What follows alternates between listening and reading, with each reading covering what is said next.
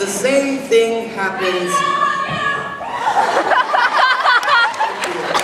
The same thing happens every night.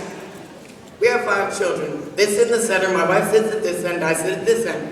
Now, our children love their dinner because my wife lets them listen to their music, so they're eating.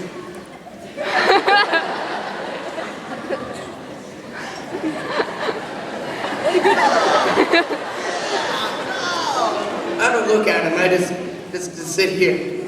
Now, my wife looks the situation over and she can tell when the children are not going to eat anymore, when they fooled around long enough. You fooled around long enough, she says. Now, she says everybody get up from the table every night. Every night my wife has to say this.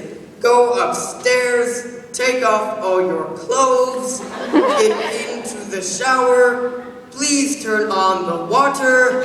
You have to tell them to do that, otherwise they'll just get in, you know. And then get out and get in the bed. Please use soap. That's mostly for my son.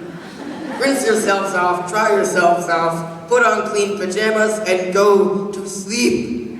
Now, if these brain-damaged children would do that, there would be no beatings. Oh my. But there's going to be a beating tonight. And they get up and they kiss me goodnight, and I try to warn them. Please, do what your mother says, or someone's going to get it tonight. And they smile and they pat me on my head and look at me as if to say, dear man, thank you for your kindness and your attitude on this whole situation, but you don't understand, for we cannot sleep through the night unless we've had a good beating. And they go upstairs and I can already tell they're going to get it because, well, you stop touching me. You stop touching me. You're touching me. Mine, mine, mine. And they get upstairs and all you hear is... And my wife talks to the ceiling. All right up there. I don't hear any water running. Down comes our 7-year-old, the informer. This is the same child my wife sends with me every time I'm going out somewhere. The informer's favorite words are, guess what? Mom, and he says upstairs, and I was going to get to the shower, and he took the towel and popped me on my behind. Go upstairs and tell him I said not to do that anymore. Well, Mom, I did, but guess what? He popped me on behind and I said, I'm going to tell Mom on you. Go upstairs and tell him I said not to do that. I will, but I know he's just going to pop me again because he's always popping people. 5 minutes later, down comes our 4-year-old. She is naked and wet. No! Soap from her hair has run into her eye and she's running in place. Holding her hand, also naked and wet, with a smile on her face, is the informer.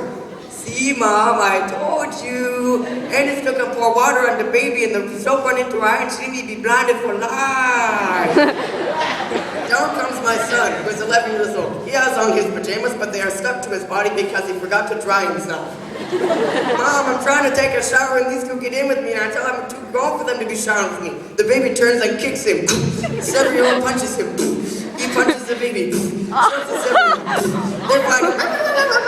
My wife turns, grabs a meter stick, holds it like a samurai warrior, and makes an announcement that the beatings will now begin. By yelling, I have had enough of this! And these 3 brain-damaged children have the nerve to look surprised. The Moses, children run everywhere. Now my job in this is I am the goalie. The children come at me, I kick them back into play.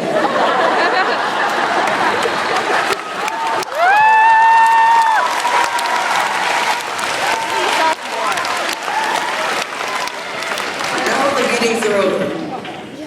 Not because I see my wife, but because I can hear my children upstairs. Now here's the funny part. My wife comes downstairs with the broken stick. Slams it on the table. Sits down and begins to talk out loud to nobody. Will you tell me that you are not going to do something? I mean, you move when I say move. Think I carried you in my body for 9 months and you can roll your eyes at me, I'll roll that little head of yours across the floor. That's nice. You don't know who you're fooling with. I'll beat you till you can't grow anymore.